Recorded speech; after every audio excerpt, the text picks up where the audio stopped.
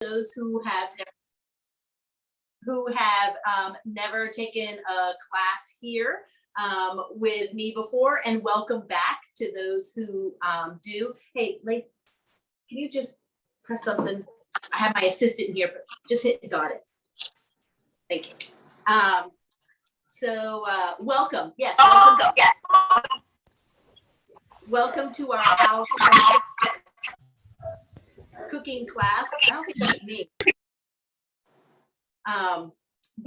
Yes, welcome. And so tonight we're going to do some dishes that are perfect for outdoors, for outdoor entertaining. Hopefully nobody was trying to entertain last evening as we almost got all blown away. Yeah, these are nice, fresh, delightful dishes. And so, for those of you that are cooking along, I did give everybody the recipes as well as the ingredient list and our schedule of events of what we are going to cook. So the first thing we're going to do is the lemon mousse, and that you can either make it a pie form, or I'm going to do mine in the smaller little pie plate, or you can do it even in mason jars, or so that you can pack it to go, or even muffin tins are fine if you're going to serve it inside. So what you do want to make sure that you have already done is, if you're not using graham cracker crumbs, if you're using the actual graham crackers, you want to make sure that you have already processed those. And then you'll also need a little bit of granulated sugar and some coconut oil. So I have some melted here, a little bit of coconut oil. You'll also need a small container of lemon yogurt, or really you can use kind of your favorite yogurt. A lime yogurt is really nice too. Some lemon curd. Now you can find Dickinson's lemon curd I found this in Kroger. It's right where the pie fillings are. So it's in the baking section, but where the pie fillings are. Some lemon juice, and then we'll decorate it with some mixed berries.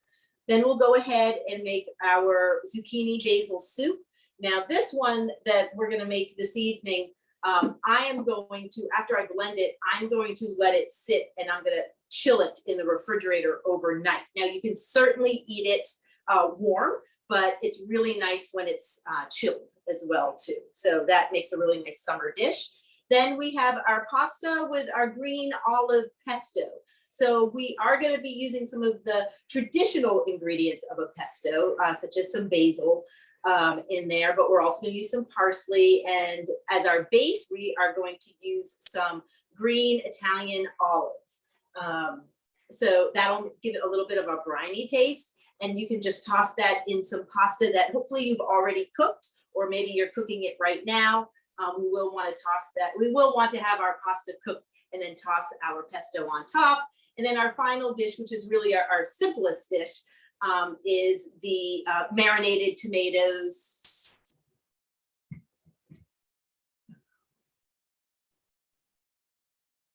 Do you want me to list the ingredients? Jessie, was that what the question was? I can add them to the chat. I will add them right now. Okay. Thank you. So we'll just do some nice little kind of Bloody Mary tasting tomatoes. We're going to marinate them with a little bit of lemon juice and horseradish, some shallots, and I'll show you how to cut up some shallots in there as well. So what we're going to do is we're going to start with the lemon mousse. Now, again, if you are cooking along, you may want to put a stainless steel bowl in the freezer to get that nice and cold, because we will be whipping some heavy cream. So I've already put a stainless steel bowl in my freezer. That helps whip the cream a little bit faster. Here, I need to warm up some more of this coconut oil. I'm actually going to add a little butter to that as well, and just warm that up. And in the meantime, you'll want to make sure that you have your, all of your other ingredients, which is your yogurt, your lemon curd, our whipping cream. I am going to use a plate like this, sort of just a smaller little pie plate. And I have my graham cracker crumbs already ground, and that is with the sugar. I put a couple of tablespoons of sugar in there. And then once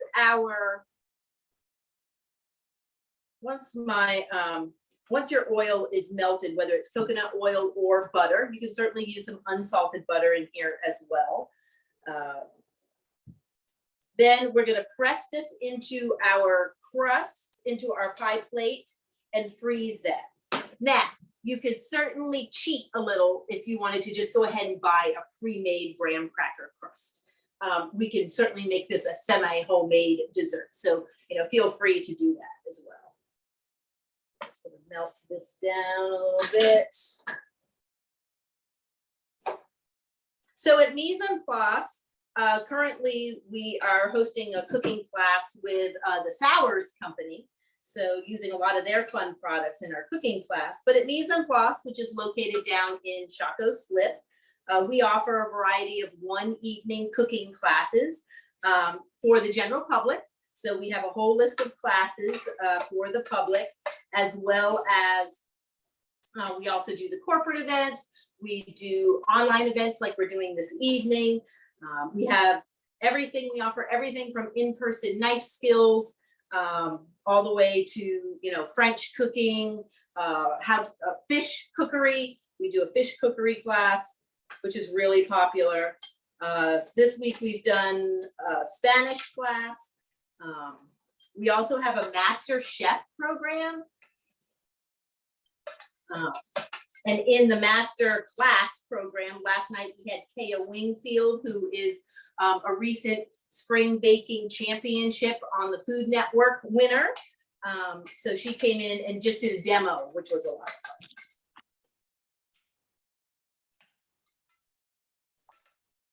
All right, so now I'm going to mix the melted oil in with my crumbs.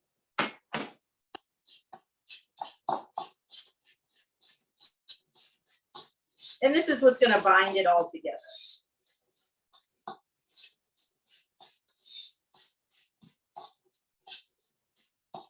The nice thing about the coconut oil is that it does give a little coconut essence to your crust. So it makes it very tropical. You have the coconut, you have the lemon in there. Very close to a pina colada. Just need a little bit of pineapple and maybe a little bit of rum. All right, so now it looks very sandy. So I'm gonna go ahead and just press it into my pie plate. Now again, you can certainly, if you're using a pie plate, you can certainly go up the sides. Same thing with if you are using little mason jars. You can use a spoon to really get it in there. But you want a nice, solid layer on the bottom. You don't want to see the bottom of your plate.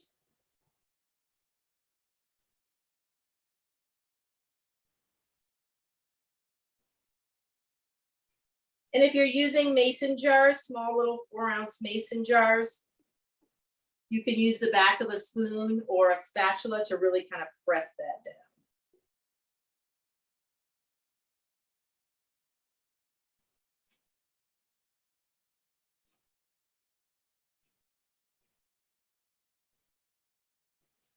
And I try and press it in to get the corners along the edge there.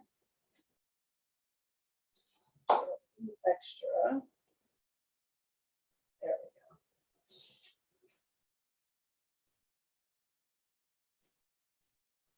we go. All right. Now I'm going to go ahead and I'm just going to put this in the freezer. And I'm going to keep my, I'm not yet ready to mix up my whipping cream. So we're going to do the yogurt and the lemon curd together. All right, so this is just graham cracker crumbs, couple tablespoons of white sugar, and then your 6 tablespoons of oil, whether that's butter or unsalted butter or coconut oil. So I'm just gonna put this right in the freezer.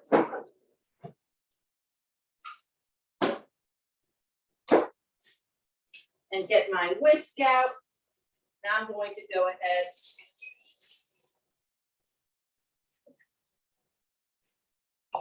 And I'm just going to mix together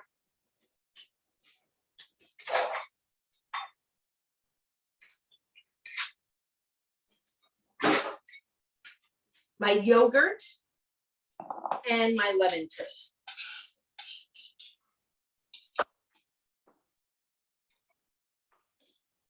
I know I have a spatula. So I have a couple of these very, very tiny little spatulas. They come in very handy for jars when you have to get everything out of the jar. And lemon curd, this is a great thing to have in your pantry or in your refrigerator. It's great for those last minute, what am I going to do? What am I going to bring to a picnic, or I have friends coming over and I want to have a nice little dessert. You can use lemon curd, store-bought pound cake, and just make a little trifle. You know, you could buy some whipped cream, fresh berries, and you can make a really nice layered lemon dessert with, you know, really no work at all. And sometimes those days are necessary to do very little work, especially when they're extremely, like what we had last weekend with those crazy 100-degree days. So I'm just going to blend that really well together.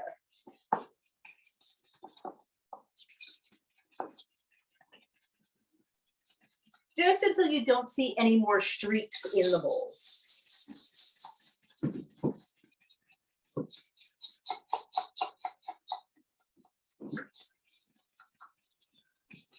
All right, so now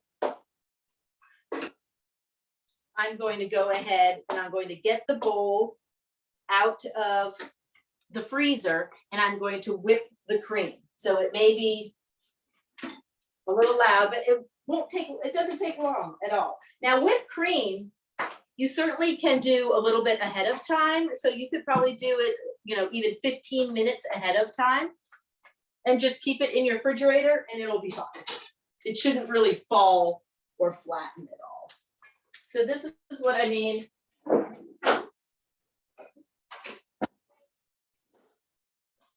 And even when I'm using a stand mixer, so here's my nice chilled, you can even kind of see some of the frost on here, my nice chilled bowl. Even if I'm using my stand mixer to whip, I will chill that bowl. It just makes it a little bit quicker when you're whipping the cream. So this is heavy cream. And I don't, to be honest, you can buy heavy cream and heavy whipping cream. I don't know if there's really much of a difference. I've used them interchangeably and my product comes out the same.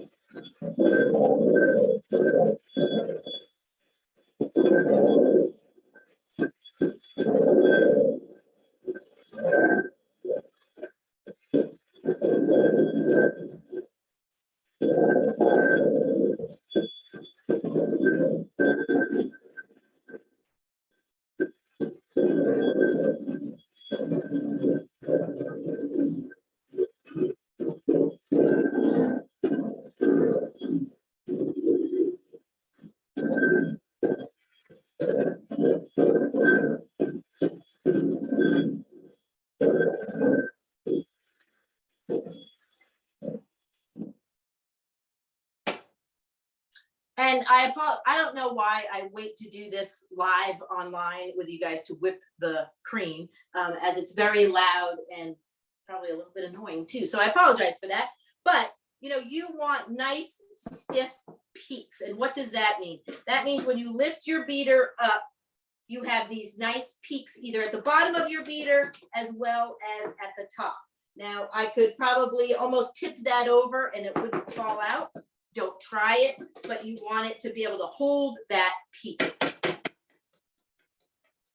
Now, if you are to make sweet whipped cream from scratch at home, I always recommend to not use granulated sugar, but to use a powdered sugar, a confectioner's sugar instead.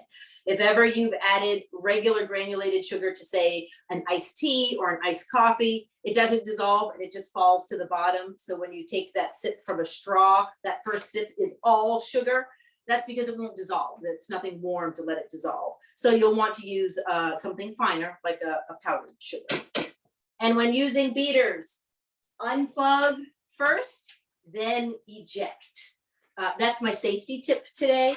I don't know why they put the start and the eject so close to each other, but you just don't want to get your fingers caught.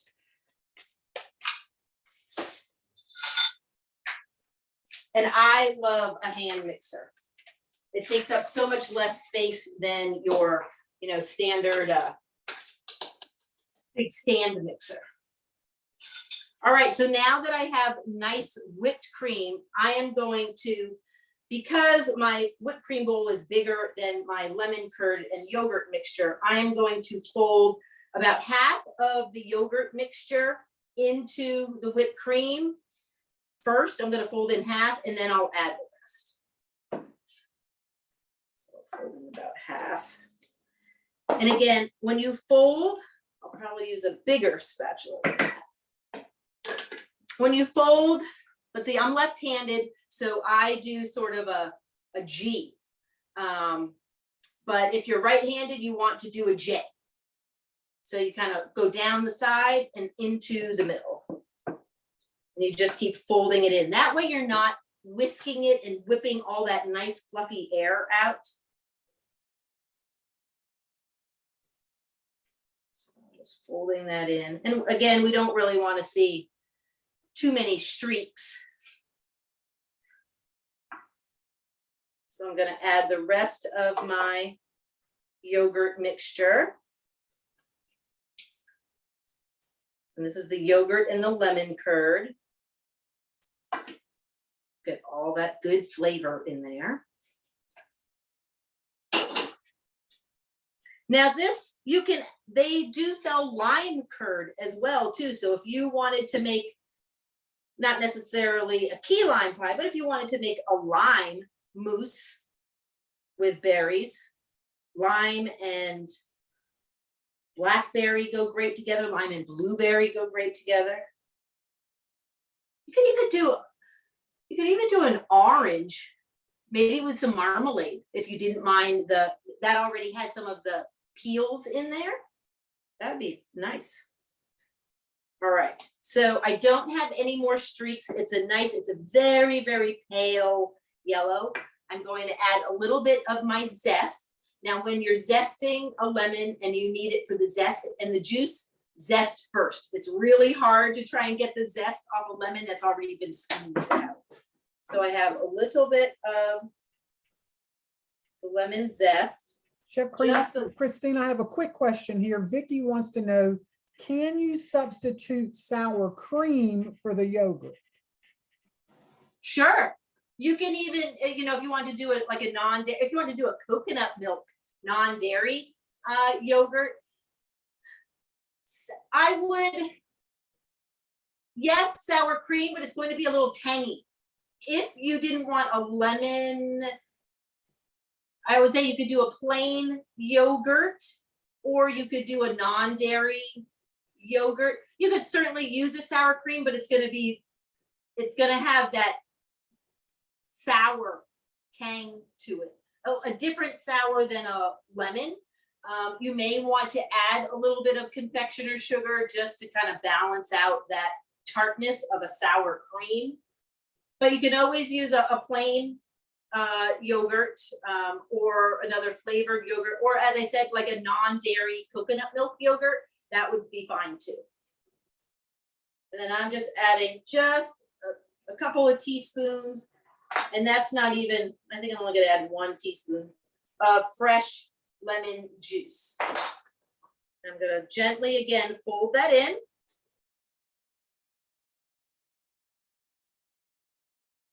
And now it's time to fill the pie crust.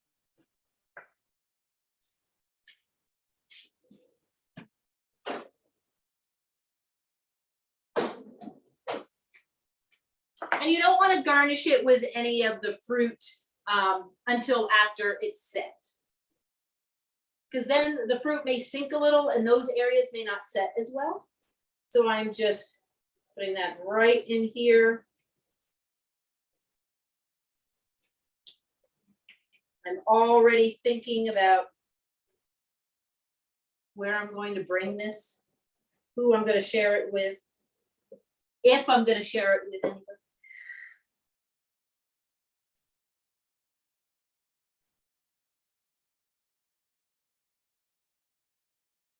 And that's it. And that you'll want to set in your freezer for about an hour.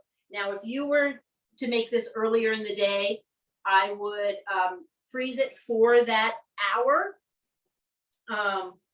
You can freeze it for, you can freeze it as long as you want, but anything over an hour, you would probably want to move it to the refrigerator an hour before you're going to serve it, just so that it's not so solid when you go to serve it.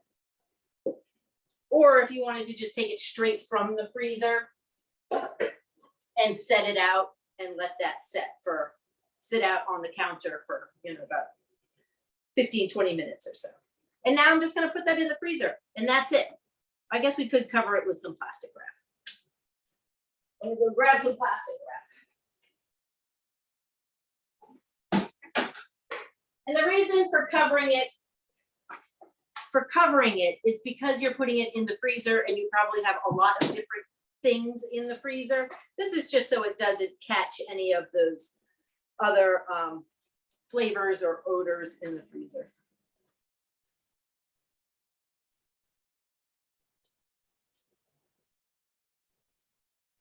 And there you go. And that's your dessert.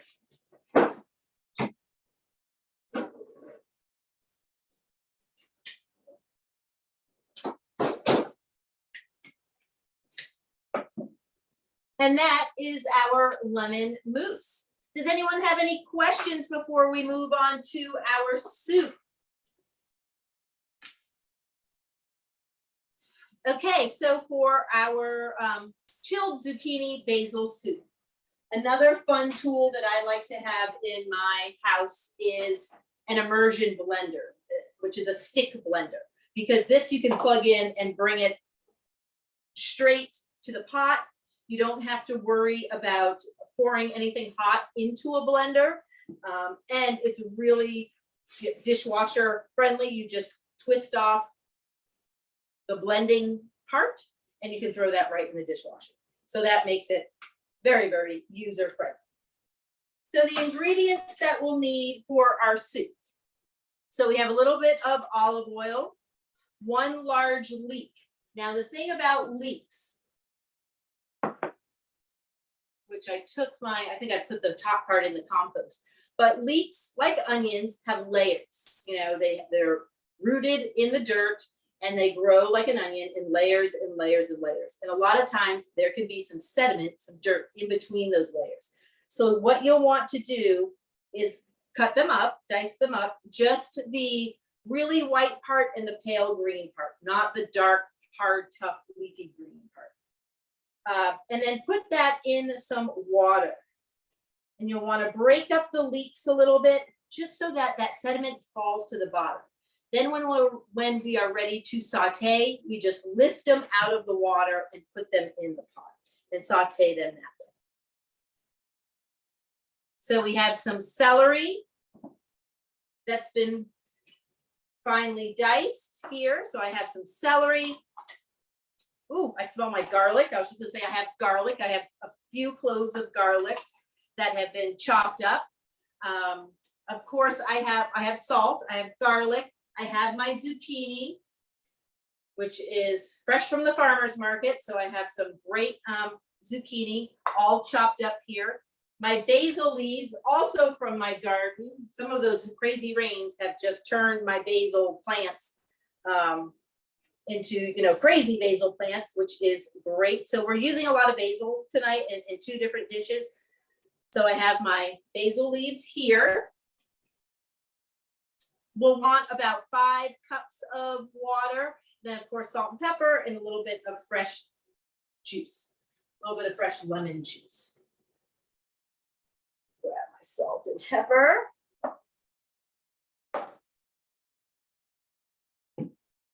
So again, so to go back a little bit, the term mise en place.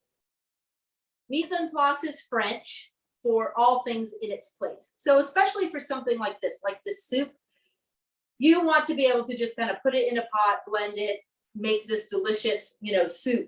But you want to make sure that, you have all your ingredients chopped, prepped, cleaned, like these leeks, ready to go. So you don't have things simmering and then realize, oh, I really need to wash these leeks and this is going to take a little bit of time. And then whatever you're simmering may start to burn or boil over. And then that kind of throws your whole recipe off. You get frustrated, you get a little bit annoyed. I mean, believe me, I know exactly what that's like. Even us professionals have days where we don't do our mise en place, and then it makes the night really difficult. And that's what it was like in the restaurants. When I worked in big, busy New York City restaurants, and tickets would start to come in for service, and say it was a Friday night, and we did 200 to 300 covers or seatings a night in a 2-hour span. If we didn't have all of our ingredients, that it just threw off the entire night because we were just playing catch up with almost every dish. And that is just so much extra work that isn't necessary. So a lot of these things could all have been prepped earlier today, even if you, had the time to do that. All right.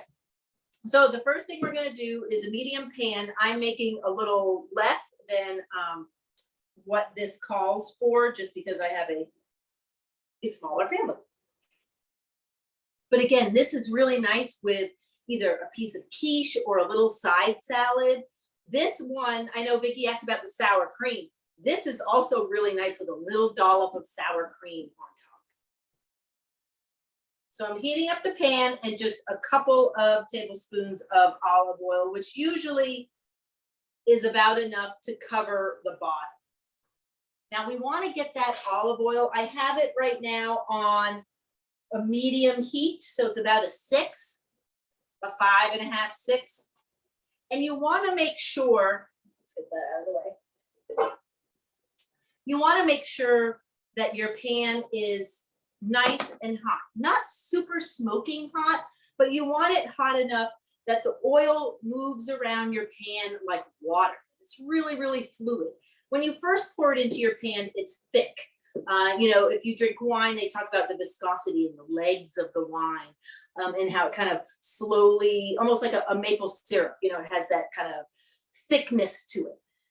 Once you warm up olive oil, that thickness, then it becomes very, very fluid. And that's when your pan is hot and ready for the first thing that we're going to put in there. So the first thing we're going to add are our celery, our chopped up celery. I don't yet hear a little sizzle, so maybe mine was not as hot as I thought it was. Because you do want to hear a little sizzle too. Ooh, my garlic is very strong, which may mean that it was time for me to use it. So you want to add your celery and your leeks. Now I am just going to use a slotted spoon. You could use something like this also as well. This is kind of called a spider. And that will work just as well. And just scoop up. And the reason why you don't want to pour it into a colander or a sieve is because you just cleaned and had all of that sediment fall to the bottom. If you tip it over, all that sediment's going right back onto those leeks. And there's nothing worse than making a beautiful soup and then having a little bit of grit. It's the same thing with eating clams. I went to an Italian restaurant recently and ordered a seafood risotto, and I was there with it. I was invited as a guest, and I didn't want to embarrass anybody, but someone did not wash the clams properly, and they came in the risotto in their shell. So with every bite, there was a little bit of grit. I could have understood if maybe we were on the beach and, we were, sitting outdoors, but this was a long-standing Italian restaurant. Like, oh, it was so disappointing because it was really good, except for that grit. That was not pleasant. All right. So now I can hear that sizzle.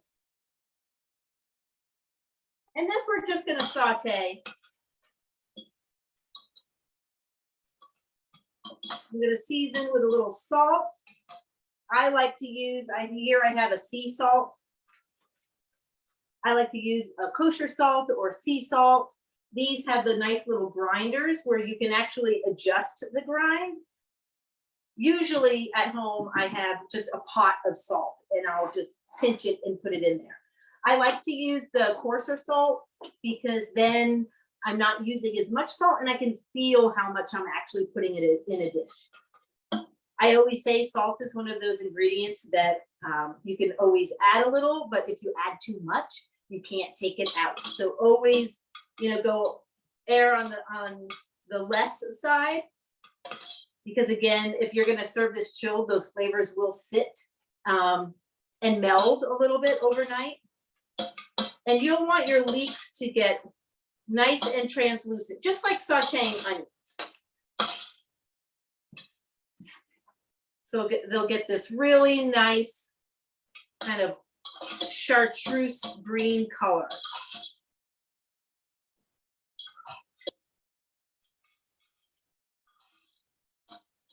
Then you'll want to go ahead and add your garlic.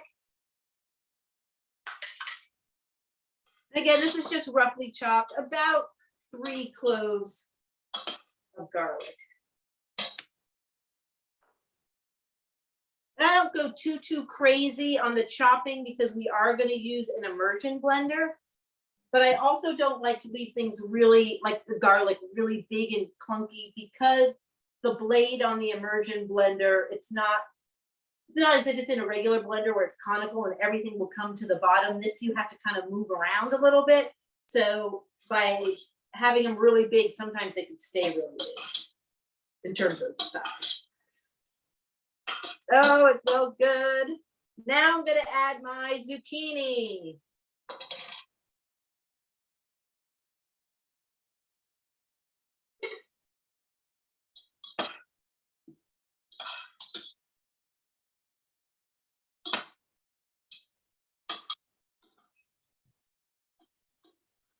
Now for this, actually, let me grab the basil.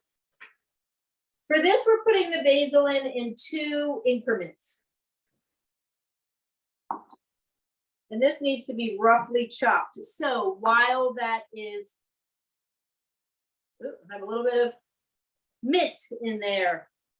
Now I have mint in a pot. For any of you who are gardeners, you know not to plant mint unless you would like a field of mint in your yard, because mint is very evasive and will continue to grow and grow and grow You can't get rid of it. So if you're gonna have mint, keep it in a container. And it's nice to have a mint plant. It's great. Of course, it's great for cocktails, but it's also nice just to garnish, like that pie, the lemon mousse pie. You can put a nice sprig of mint in there.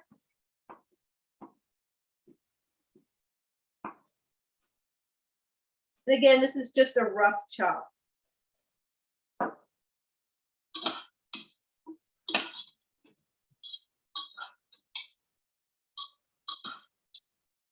Oh, this smells so good.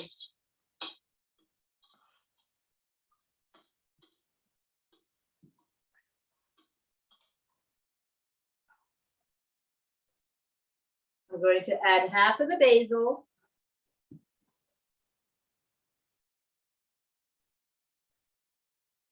There. Oh, that basil just smells so wonderful. I love when you can just go outside and pick it. And even that's great in a container too. You can get some beautiful basil in a container. All right, let me get some water, about 5 cups or so. I always have tons of these storage containers, and these are always 4 cups.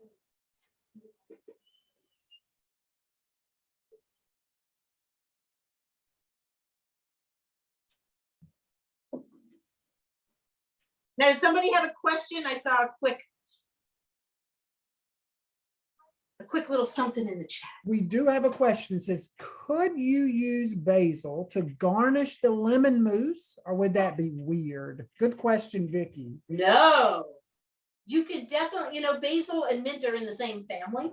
So you could certainly, you could even use like some lemon thyme, pineapple sage. I mean, go crazy with but basil is, basil and lemon sodas are very popular. So absolutely, if you had a little lavender in your yard. I mean, every herb has all different types of properties on their own, right? So I would say go for it. But yeah, the basil would be lovely. Now, if you wanted to you could either do a basil top. Now, here is a little tip. I'll put the rest of this basil aside and show you a nice way to garnish something. Now, of course, like with mint, you could use the very, very top where it kind of opens up. This is not the top of the mint. I probably popped it off somewhere, but the top that has the tiny little leaves and it has the bigger leaves, almost looks like a flower. But if you wanted to put some ribbons on top of your lemon mousse pie, right? Some nice basil ribbons. So you can take the basil leaves, take 4 or 5 basil leaves. And this is the basil that we'll be using for the pesto, for the olive pesto, and just stack them up. Pull this off a little. And just stack them up one on top of each other, like so. And then roll them into a cylinder.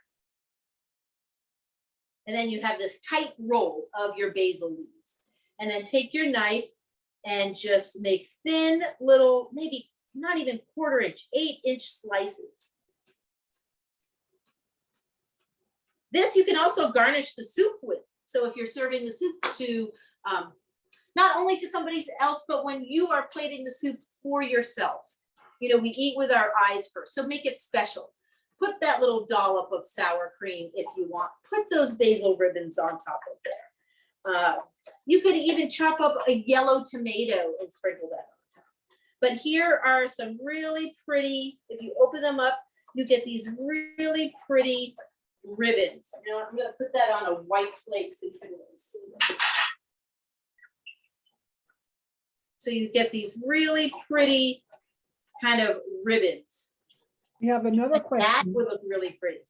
Says, Chef Christine, did you add mint? You mentioned it, so I was wondering. No, mint is in my garden, next to my garden, and I gathered a whole bunch of herbs and there was mint in there. But you could put mint on top of the lemon mousse pie. You could garnish this soup with a little bit of mint. You know, basil and mint are in the same family. But for this, I mean, and if you wanted to do mint ribbons, you could do it the exact same way. Stack those leaves, roll them up, and then cut them into really nice ribbons.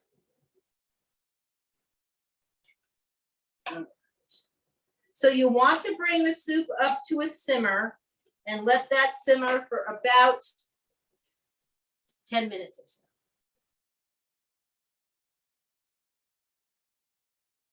Now, while that is simmering, I know I just have a few more minutes left on that. While that's simmering, I'll go over what we need for the pesto. Now, I've already cooked my cavatappi, and I saved, actually, I'll put that in a big bowl. And I saved a little bit of the cooking liquid. And that's really, I just saved that liquid just in case my pesto is a little thick. Now you can always just add a little bit of plain water to it too. So it's a corkscrew pasta. But it also has, when you're looking for a pasta that you're going to serve cold with a pesto or, you know, any type of sauce, you want to make sure that it has those ridges along the side, that it's not like an elbow, or sometimes the penne can be really smooth. You want something that has some ridges where the sauce will stick to it. Especially this being a cold pasta dish, you want that pesto to really, you know, stick to it. So I've already made my, and you'll want to cook your pasta. Now, again, you could certainly use a farfalle. Well, farfalles are a little flat, but you could use a penne rigate, one that does have the ridges on there, or any fun. I mean, they have so many fun pasta shapes. Whether you get your pasta, you know, here in Richmond, we have some great local pasta makers. So whether you get fresh pasta or boxed, this is a, who did I get? DiCecco pasta, which most places in Italy use dry pasta. So it's okay for us to do that. So I just cooked mine al dente. Now you'll also need, for our pesto, you'll need the Castelvetrano. And if anyone out there speaks Italian and I'm completely butchering it, feel free to correct me. So the Castelvetrano, which are just big green olives. They're not really briny. I found mine at Kroger, so you can certainly find them there. Pitted. And mine are actually sitting in a bowl with some paper towels because you want them pretty dry in there. Pine nuts, I'm using almonds because we have a nut allergy. We do want a clove of garlic, some more basil leaves, some Italian, some parsley, Italian parsley, not the curly parsley. Italian parsley is the flat leaf parsley. Curly parsley is great for garnish, but not so great for flavor. Doesn't really have the best flavors. So Italian parsley where you can, you know, when you can. And again, that's pretty available too. And olive oil, some Parmesan, lemon juice, and if you like a little kick to it, you can add some of those crushed red pepper flakes. You can certainly do that. Now this, for the garlic, it says kind of smash to a paste.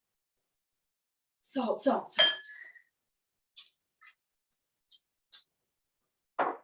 So to smash a piece of garlic to a paste, what you can kind of do is run your knife. This one is I'm going to do a slight little chop, and then you can almost use your knife. Just be very careful. I added some salt on top and just smash it down if you can. Usually I have a mortar and pestle here somewhere. Or just roughly chop.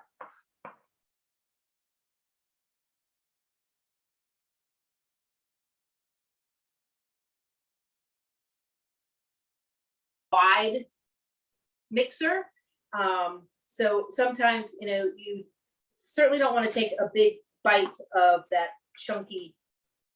a big chunk of raw garlic. There we go there. And lemon juice, and as I said, a little bit of red pepper. So I have all that stuff ready. In the meantime, I'm gonna go ahead. My soup has started to simmer, which means that you just see kind of the bubbles around the edge. I am going to add the rest of my basil. Yep, making sure I have the right basil for the right thing. So I'm gonna add the remaining basil there. And this we're adding, you know, half of the basil at the end, just to keep it nice and green. If we put all this, if we sauteed all of this basil in the very beginning with the leeks and the celery, it would have turned brown. That is not an attractive color. Almost like overcooked or canned asparagus, that kind of green brown color. That's not the best looking. All right, so now we want it nice and bright. So I'm going to use my handy immersion blender. Shut this off. And I'm going to put this right on my cutting board. There we go. And I'm just going to start to blend.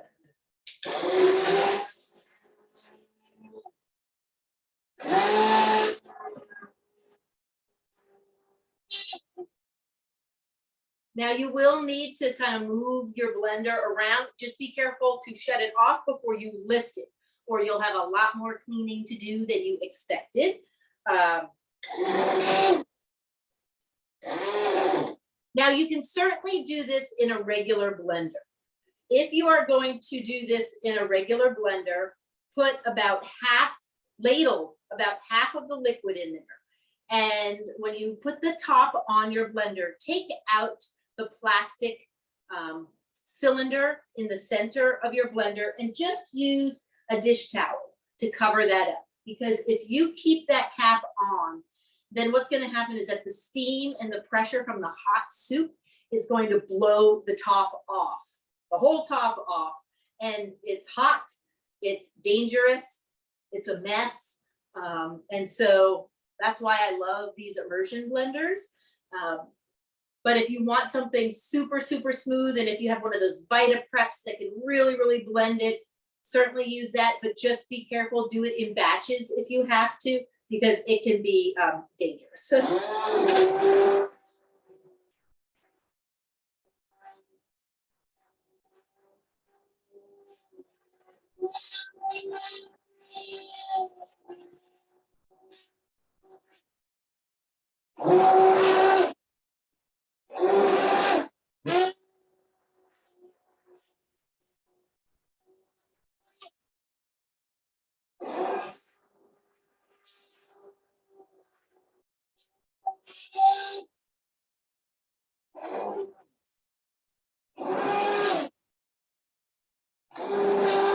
Oh, it smells so good.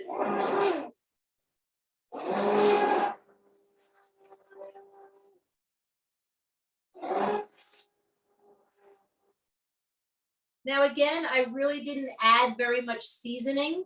I'll wait until it's completely blended and then taste for seasoning. With soups that I'm going to chill, I usually wait until I'll season it a little bit, and then I'll wait till the next day when it's really chilled. Oh,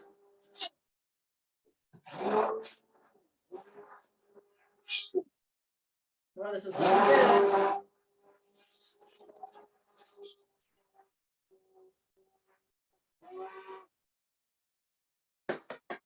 All right.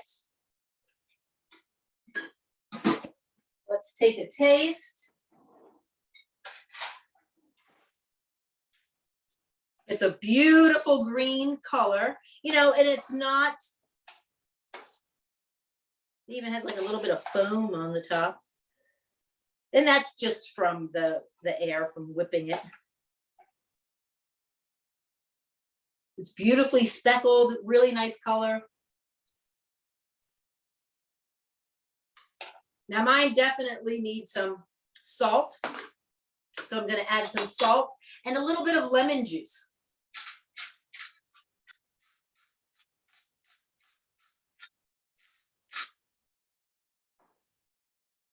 So I have this fresh lemon juice here. And that will also keep it bright. Now, if you wanted to, take it a step further and make it a creamy soup, you could always add a little bit of, heavy cream to it, but this is a nice light soup. And again, it will, as it cools, it'll thicken. Now, if you are going to chill this, let it come to complete room temperature. As you can see, it is still steaming. You do not want to put something that is steaming in your refrigerator because it will warm everything that's in your refrigerator. So you definitely do not want to do that. Let it sit. We don't have any dairy. We don't have anything that could, go bad while it sits out and cools. And just let it sit out and cool. Or you can enjoy it warm if you like.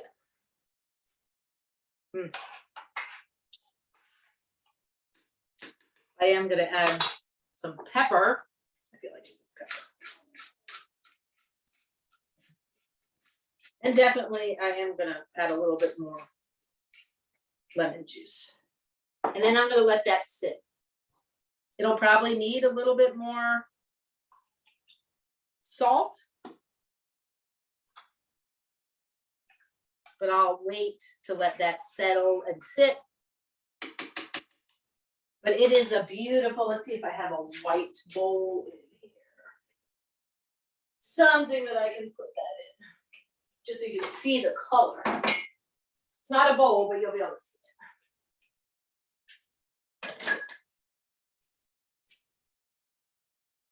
So it's just, let's see, we'll try and get out of that. A beautiful, it's just this gorgeous green color. So I'm going to let that sit. I may have to have some later on, but I'll just let that sit for now. All right. So now we can go ahead and make our pesto. So we went over all of those ingredients, your olives. This definitely calls for a food processor. Now, if you have a mini chop, let's see how far this will go. Scoop this over. You could do a smaller batch in a little mini prep, but this you can save. This would be really nice on a grilled chicken sandwich. Well, even for this dish, you can add grilled chicken to it. Even some Italian sausage would be really nice too. All right, so first, what we're going to add, if you're going to use pine nuts, as I said, I'm using some almonds. You don't have to add any nuts in this at all if you don't want to. So I have my almonds, and then I have my olives, and I have to make sure, and these are yummy. I'm just adding those in there whole. They're nice because they're nice and, I don't know, for an olive, it's light. It's not your Spanish olive that can be so briny sometimes. These remind me a little bit more of a regular black olive. So I'm going to add those in there. And we're just going to pulse these. We'll add the garlic, sorry.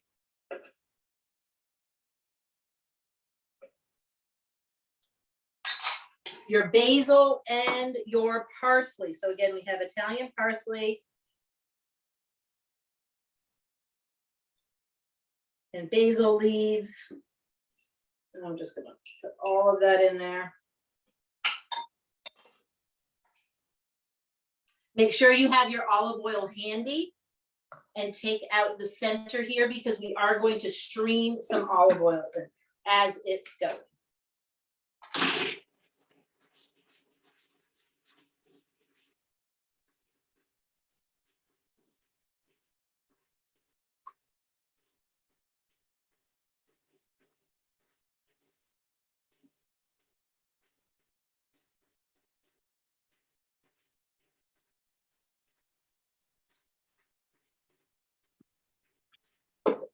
And it says a 1/4 cup, But remember, you're blending olives and adding olive oil.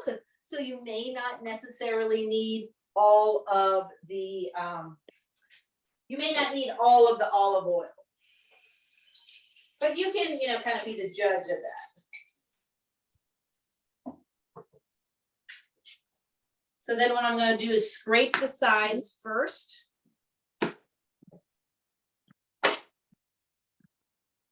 Get anything that came up on the sides. This can definitely use a little bit more olive oil. It looks very, very dry to me.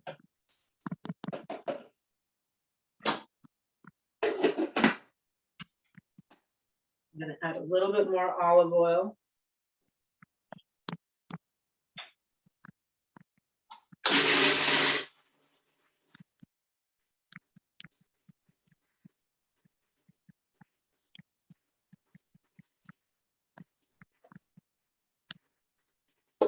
Now that looks more like a pesto to me.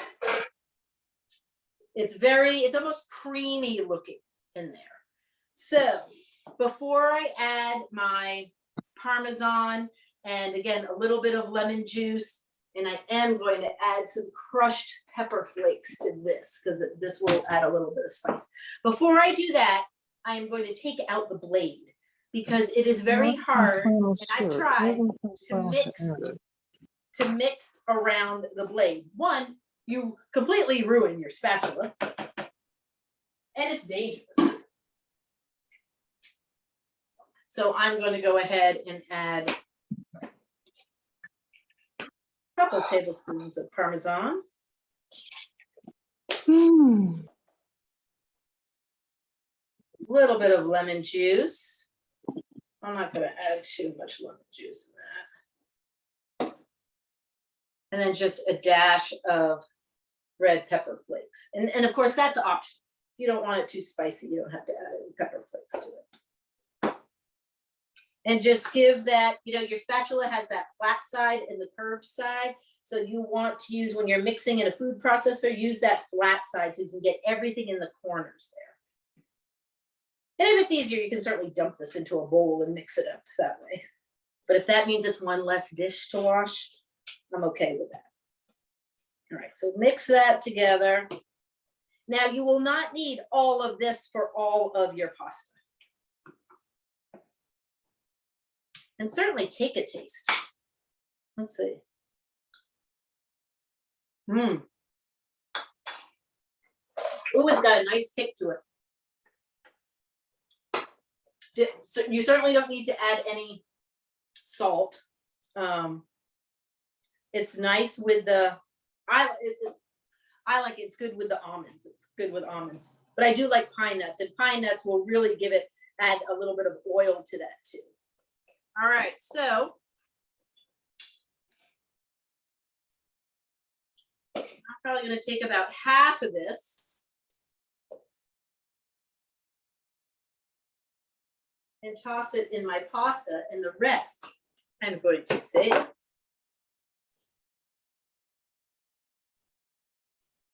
And it'll stay for a good 3 to 5 days in a good airtight container, whether it's a glass jar or a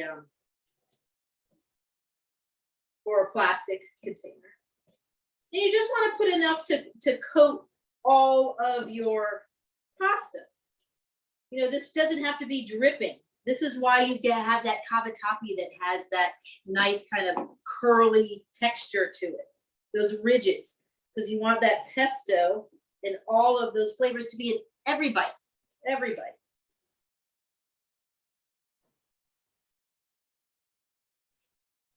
Like that, just a spoonful more.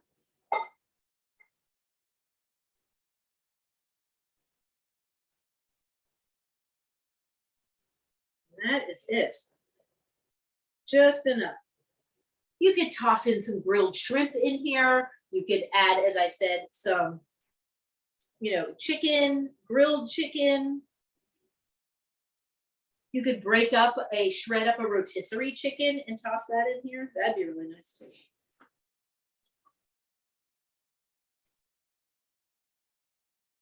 Let's try.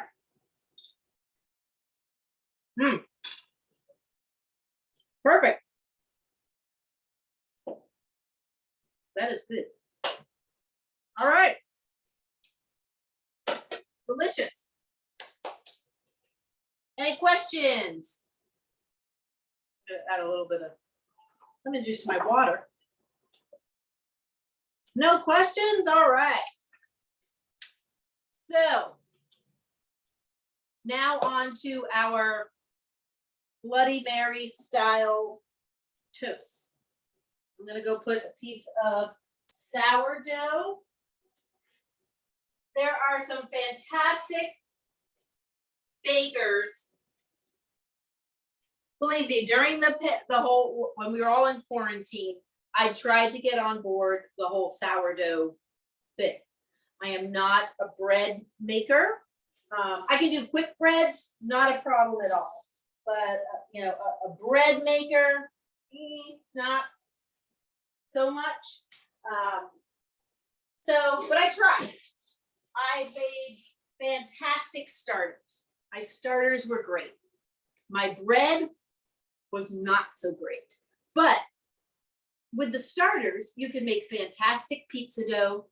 You can make fantastic cinnamon rolls. So all those other things other than bread, I was able to make. But when it came down to the actual making of a sourdough loaf bread, I will not be opening a bread bakery anytime soon. I leave that to the experts.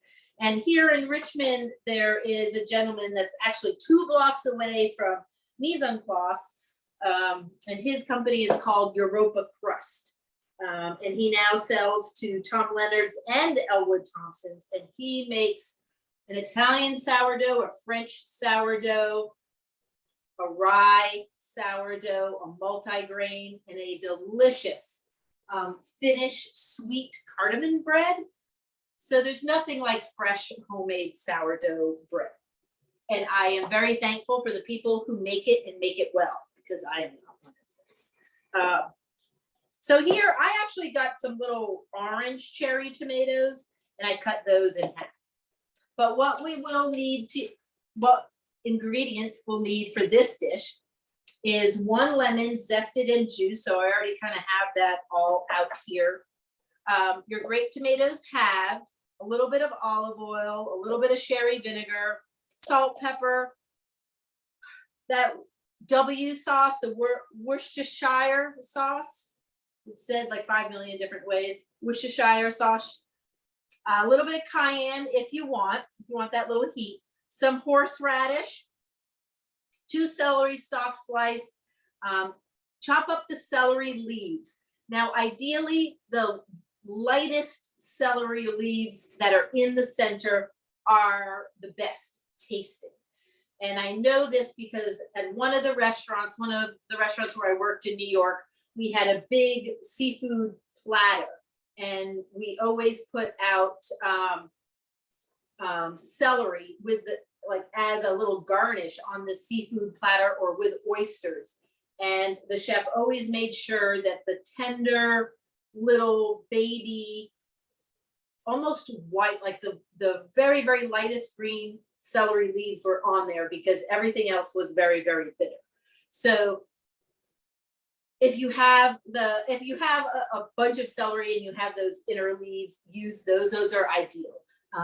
Anything that is pale, a nice pale green, is ideal for that. Some mayonnaise, and of course your sourdough bread, which I'm gonna have a couple slices in there. I'm going to toast now. So I have my tomatoes in the bowl, and I'm going to add my lemon zest and my lemon juice. So I love this handy little, tiny little juicer. Now we do need a shallot. So we only need half a shallot, but I figured I would show you how to cut a shallot. A shallot is in the onion family. And I have to say, this is a little bigger than normal, but it's a lot better than some of the shallots that I've seen in the grocery store lately. Some of them were so big, they look like an onion, which is, would kind of skew your recipe. when it calls for 1 shallot and it's almost the size of a small red onion. So for this, we only need half. But what I'm going to do is I'm going to keep the root end on, and I'm going to cut off this stem here. So cut off the stem. And then I'm going to cut my shallot directly, since we only need half, I'm going to cut it right in half down the root. That way it'll also give me a nice flat side. And for this, we want it chopped or finely chopped. So just take off that papery layer. And what I am going to do is I am going to take my knife and I'm going to cut straight down, but I'm not going to go through the root. So I'm going to leave about 1/4 of an inch at the top. So I'm just going to make, again, 1/4 of an inch slices. This way it's still all together. So what I did was I just cut straight down, almost along some of the natural lines of a shallot. Now, once those cuts are made, all you have to do, I kind of curl my hand and tuck my thumb under, put my thumb on the root, and I just, again, cut straight down.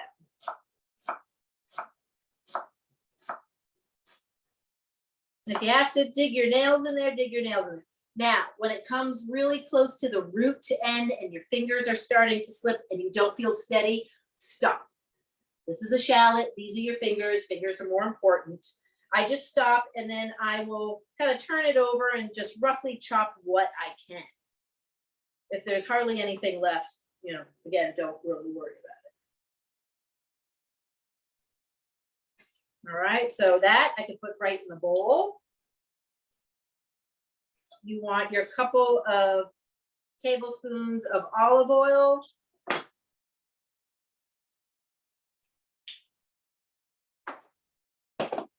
Here, we'll do our couple of tablespoons of olive oil. We'll add a tablespoon of sherry vinegar. Sherry vinegar can be hard to find. I'm just going to use a little bit of apple cider vinegar, but only because we were doing Spanish classes at work and I brought my sherry vinegar down there. You can find sherry vinegar definitely at Whole Foods, but you can also find it at Fresh Market too, a nice California sherry vinegar. Then we just need about a tablespoon of your vinegar. Put that in there. And of course, some salt and pepper. So a little bit of salt, a little bit of pepper.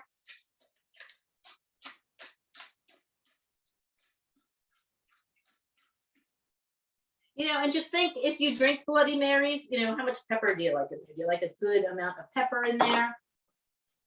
And then your W sauce, your Worcestershire sauce. And that you only need about a teaspoon. So I'm just gonna put a little, just to give that kind of umami flavor in there. And then any of your cayenne, if you want to add a little bit of cayenne in there. I think I might just add a couple of flakes in there.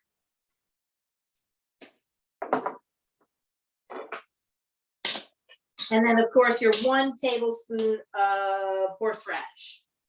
So I just have some prepared horseradish. You don't have to go out and get a horseradish root and grind that in there, because most likely you may not use that again. So this, we have a good, how much horseradish did I say to put in there? 5 tablespoons divided, but for this we only need 1 tablespoon to marinate that. So please do not put 5 tablespoons into your tomato dish. And we'll just toss that and let that sit. And while that sits, we will combine our mayonnaise in another dish. Oh my goodness, it smells so good already. So we'll let that sit. Now our celery stalks, our chopped up celery stalks and our celery leaves, That we will add in with our tomatoes a little later, once it's been sitting for a little bit. So we'll let that sit, and that marinade is good. We've got another question here. Vicky's got a good one. Can you use pinzas, dried horseradish? I don't think I've heard of that. P-E-N-Z. Oh, penzies. Thank you. Is it penzies? You know what I would do if I were to use, first of all, it's dry, so you will not need 5 tablespoons. If anything, maybe 2, and add that according to taste. Now, the thing with the dry, Vicky, is that you'll want to maybe mix it in a little bit of the vinegar first before adding it to the tomatoes. Is the dry horseradish, is it like a powder or is it more granulated? If it's powder, you may be able to just add it in there, but if it's a powder, I would still maybe bloom it in a little bit of the vinegar before adding it into the tomatoes. Now for the rest of it, we're blending it with mayonnaise. So that you can almost use like a garlic powder. So again, I would maybe start with 1 tablespoon to your 6. Now this is if you're making 6 of these toasts, right? So, it's 4 tablespoons of horseradish to 6 tablespoons of mayonnaise. So if you're making that exact amount and making sort of a horseradish mayonnaise, I would start out with 1 tablespoon of the powder, blend it really well, and then taste it. Because it is powder, it's concentrated, so it may be really powerful, even more powerful than fresh grated. So just taste it. Again, those powders, you can add a little more, but if you add too much, it's horrible. So yeah, so just start small. But that's a great question in terms of the dry. So the key, and I've mentioned this in our classes in the past, if a recipe calls for 2 tablespoons of fresh chopped parsley, and you don't have any fresh chopped parsley, but you have dried parsley, only use half of that amount. So rather than 2 tablespoons of fresh, use 1 tablespoon of dried. And that's, again, because it is concentrated.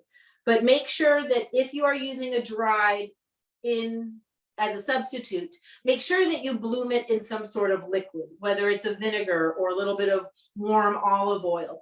Otherwise, it'll just taste, it won't have any flavor. It'll taste like paper. I always give that reference of the dried chives on top of a deviled egg.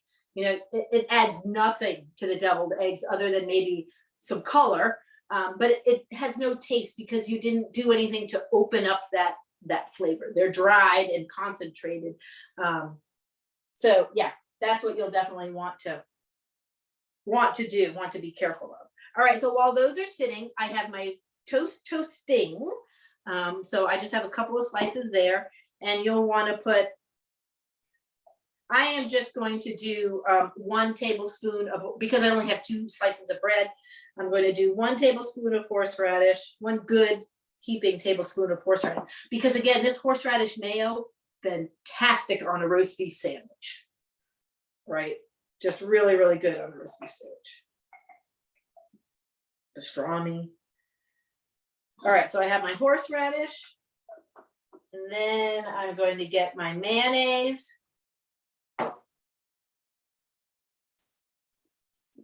And then we're just going to blend that together. So let me get a spoon.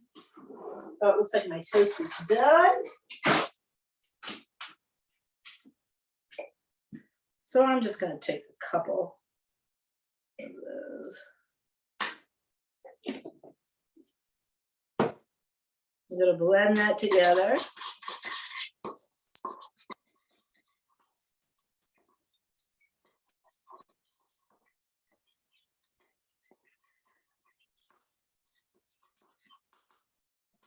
Oh, that smells so good. I forget how wonderful a smell horseradish is. When you don't eat something for a long time or you don't taste something for a long time, It's nice to bring that back. And oh yeah, my stalks and my leaves. So say 10 minutes has gone by, I'm gonna go ahead and add my stalks and my leaves. I have a little bit of onion skin on there, my stalks and my leaves. And I'm gonna toss that in with my tomato mixture.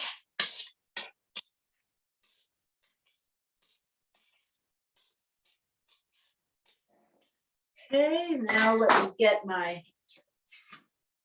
toast.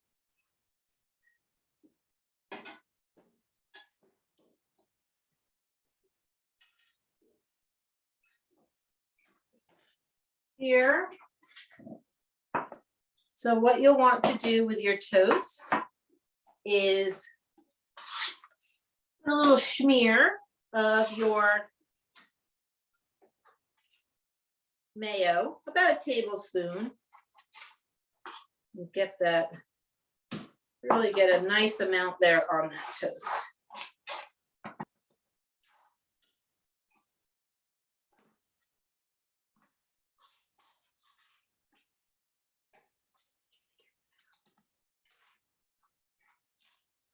There we go. Nice. Then you can take your tomato mixture and just put that on top.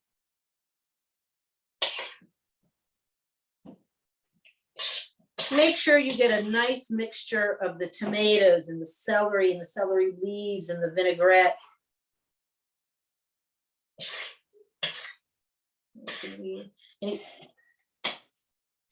But just be careful, you don't want too much of the marinade in there because you don't want your toast to get too soggy. Go. And make a nice cut. This is even where if you had extra basil, you could do those ribbons that I showed you how to do earlier on.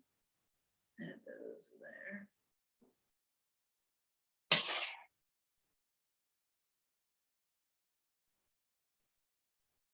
Let's try one of these tomatoes.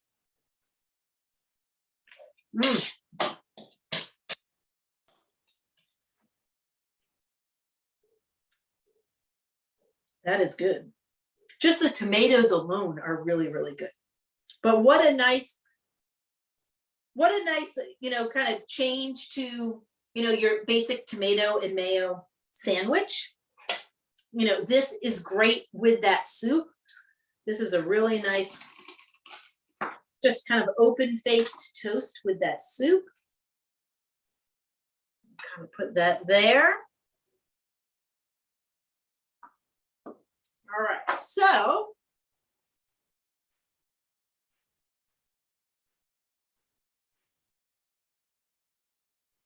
we'll put that aside. All right, so we have our, I'll put some pasta.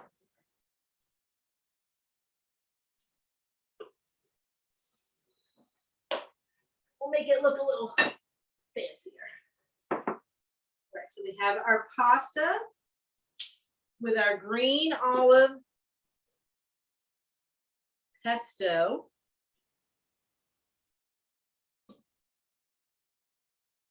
We are ready. Now the weekend is going to be a little warmer. I think Saturday is going to be a little bit warmer, but we are ready for our summertime dine. We have this beautiful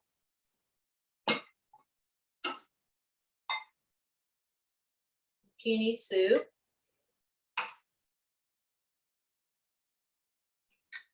There. And then we have pie.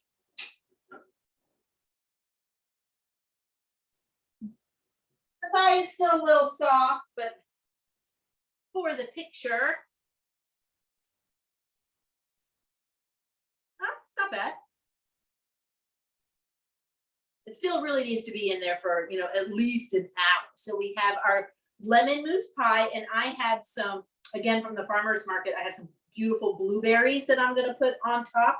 but I've seen some gorgeous blackberries, even raspberries, lemon and raspberry, that goes so nice together. So we have our lemon mousse pie. We have our zucchini basil soup, which mine is still steamy. We have our beautiful green olive pesto. So it's a nice little change. We have a lot of those same flavors, but it's a nice little change to just the straight basil and olive oil and Parmesan pesto. And then these beautiful Bloody Mary toast points, which again make for a wonderful open face sandwich. And then you guys get to see it's not like the magic of TV where, you know, on the Food Network, they just put everything underneath. And I do have 2 teenagers, so they can come and do the dishes afterwards. So I just made them a really nice meal. But I hope everybody enjoyed who cooked along with us or who plan on cooking these dishes maybe this weekend. Got a lot of tips and tricks of making just a really nice al fresco dinner. You know, what do we use? We use the stovetop for a soup as well as to cook the pasta. But other than that, you know, we used a toaster oven. So not really a lot of high heat cooking, which is nice. You know, it doesn't matter, you know, with those high temperatures out there, nobody wants to turn their oven on. And if all you have to do is do a little stove top and pop something in a toaster, that makes it all worthwhile. And some of these things, you know, a lot of these things can be done ahead of time, which is nice too.